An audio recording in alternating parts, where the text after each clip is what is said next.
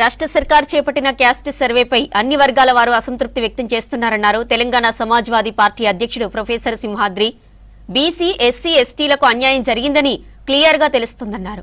విద్యార్థులు, మేధావులు ఈ సర్వే రిపోర్టుపై క్షుణ్ణంగా అధ్యయనం చేయాలన్నారు ప్రొఫెసర్ కంచాయిలయ్య. సర్వేకు తాను వైస్ చైర్మన్ గా ఉండడంతో తనపై కూడా ఆరోపణలు చేస్తున్నారన్నారు. ఈ రిపోర్టు వెనుకబడిన కులాల ఆర్థిక స్థితిగతులను మార్చడానికి ఖచ్చితంగా ఉపయోగపడుతుందని తెలిపారు. సోమాజిగూడలో సమాజ్వాదీ పార్టీ ఆధ్వర్యంలో కులగణనపై జరిగిన రౌండ్ టేబుల్ సమావేశంలో మాట్లాడారు నేతలు. ఇక వెనుకబడిన వర్గాలకు నిర్ణయాలు తీసుకునే అధికారం రావాలని చెప్పారు. ఇప్పటి వరకు స్టేట్ గవర్నమెంట్ చేసిన సర్వేలు 3 ఉన్నాయి, కానీ కర్ణాటకది బీసీ కమిషన్ ద్వారా చేయించారు కనుక అగ్రకులాలు దాన్ని ఒప్పుకోలేదు, అది అక్కడ ఆగిపోయింది. దాంట్లో బీసీలు ఎంత ఉన్నారు, మోర్ బీసీలు ఎంత ఉన్నారు, అప్పర్ కాస్ట్లు ఎంత ఉన్నారు, ఆ నంబర్ వచ్చింది. కానీ తెలంగాణ ప్రభుత్వం చేసిన సర్వే మెథడాలజీలో 67 మెయిన్ ప్రశ్నలు తయారు చేశారు. దాంట్లో వీళ్ళందరూ ఇన్వాల్వ్ అయి ఉన్నారు. దానికి అనుబంధంగా ఇంకొక 26 సబ్ క్వశ్చన్స్ ఉన్నాయి. వీటన్నిటినీ ఒక మాన్యువల్ బుక్లెట్ తయారు చేశారు. ఈ బుక్లెట్ని 1,10,000 మంది ఎన్యుమరేటర్లకు ఇచ్చారు. బుక్లెట్ చేతులు పట్టుకొని మీ దగ్గరికి వచ్చారు, మీకు గుర్తున్నదో లేదో. ఆ బుక్లెట్లో తెలంగాణలో ఉన్న కాస్ట్ పేర్లన్నీ ఉన్నాయి. 18 అగ్రకులాల పేర్లు ఉన్నాయి, ఎస్సీ, ఎస్టీ, బీసీల పేర్లు ఉన్నాయి. ఇవి కాకుండా అదర్స్ అనే ఒక కాలం ఉంది. అది ఎవరు? కనీసం ఇప్పుడు విద్యార్థులు మీరు కులాల లెక్క ఈ అదర్స్ అనేది ఎవరు నమోదై ఉంటారేమన్న ఐడియా ఉందా? ఎంతమంది మైగ్రెంట్ లేబర్ ఉన్నారు బీహార్ నుంచి, యూపీ నుంచి? నువ్వు ఏ హోటల్కి పోయినా తెలంగాణ వాళ్ళు పనిచేస్తలే, ఏ కన్స్ట్రక్షన్ ఇండస్ట్రీకి పోయినా మైగ్రెంట్ లేబర్. దీనికి ఒక కోడ్ ఇచ్చారు, ఒక్కొక్క కులానికి ఒక కోడు, ఒక్కొక్క ప్రశ్నకు ఒక కోడ్ ఇచ్చారు. మొదటి మీటింగు, 2 మీటింగు, 3 నెలలు మా ప్రయత్నంలో మేము ఇండిపెండెంట్ అని ఎట్లా నిరూపించుకోవాలి? కమిషన్స్ ఉంటాయి, కమిషన్స్కి జీతాలు ఉంటాయి.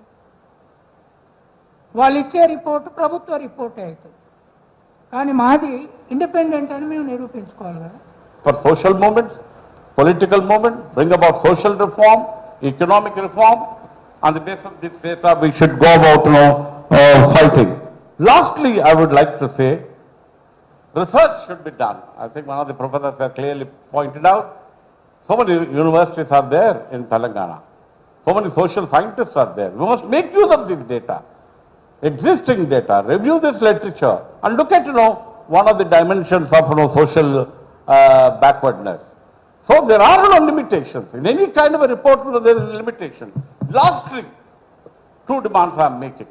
The central government, which is carrying out now census, they have started about a week ago.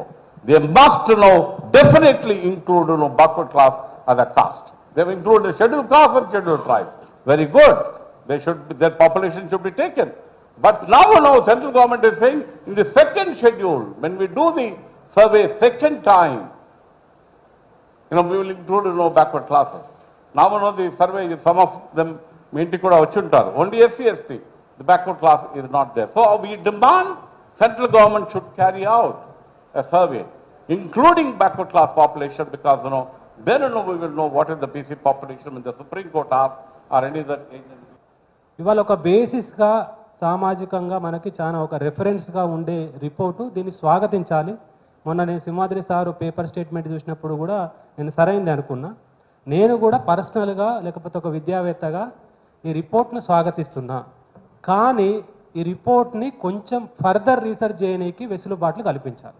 ఎట్లా వెసులుబాట్లు కల్పించాలంటే, ఉదాహరణకి కులం లేని వాళ్ళు నో కాస్ట్ 12 లక్షల మంది చెప్తారు.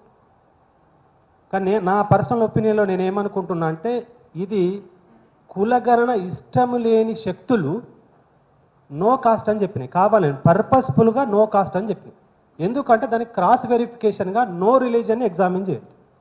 ఇప్పుడు నో కాస్ట్ అన్న వాళ్ళందరూ కూడా నో రిలీజన్ అంటే అది సైంటిఫిక్, కాస్ట్ స్పెసిఫిక్గా కొన్ని కేస్ స్టడీలు చేయాలి. ఇప్పుడు ఉదాహరణకి ఒక ముదిరాజు కులం ఉందనుకోండి, ముదిరాజు కులం మెటా డాటా ఏం చెప్తుంది, సో అండ్ ఇప్పుడు కంపోజిట్ బ్యాక్వర్డ్ ఇండెక్స్లో వేరియస్ ప్లేస్లో ఒక్కొక్క పారామీటర్లో ఒక్కొక్క ప్లేస్లో లొకేట్ అయింది. కొన్ని శాంపుల్ స్టడీస్ చేసి మరి ఈ శాంపుల్ స్టడీస్ మెటా డాటా రెండు మ్యాచ్ అవుతావా లేవా? కులగణన లెక్కింపు అనేది ఈ దేశ చరిత్రను మార్చే ఒక ఘట్టం కానుంది. దానికి మనలాంటి యువతరం ఏంటంటే ఖచ్చితంగా అడ్వాన్స్డ్ మెథడాలజీని యూజ్ చేసి క్రాస్ వెరిఫికేషన్ డాటాతో కనుక మనం వెరిఫై చేసినట్లయితే ఇది ఖచ్చితంగా మనకు ఒక వజ్రాయుధం అవుతుంది. ఆ దిశగా మనం ఆలోచించాలి. దీన్ని పూర్తిగా వ్యతిరేకించాల్సిన అవసరం లేదని నా భావన. మీటింగ్లో భాగంగా కొన్ని 2-3 రిజల్యూషన్స్ ఉన్నాయి, మీ ముందు ప్రజెంట్ చేస్తున్నాను. ఒకటి, కుల సర్వే రిపోర్టును మండల స్థాయిలో మీటింగ్లు పెట్టి గ్రామ స్థాయి సామాజిక కార్యకర్తలను చైతన్యపరచాలి. రెండోది, ఎస్సీ ఎస్టీ బీసీ మైనారిటీ పేదలకు జరిగిన 80 సంవత్సరముల అన్యాయాన్ని ఏ విధంగా పరిష్కరిస్తారో తెలపాలని ప్రభుత్వాన్ని పార్టీలను ప్రశ్నించాలి. మూడోది, కుల సర్వే పూర్తి వివరాలను మండల గ్రామ స్థాయిలలో ఉంచాలి. నాలుగోది, కేంద్ర ప్రభుత్వం కాస్ట్ సెన్సస్ కులాన్ని కాస్ట్ సెన్సస్లో చేర్చనందున ఈ సమావేశం తీవ్రంగా ఖండిస్తుంది. ఐదోది, ప్రతి కులానికి చెందిన విద్యావంతులు ఆయా కులాలను చైతన్యపరుస్తూ ఐక్య చైతన్యం వైపు కృషి చేయాలని ఈ సమావేశం తీర్మానించడం అయినది.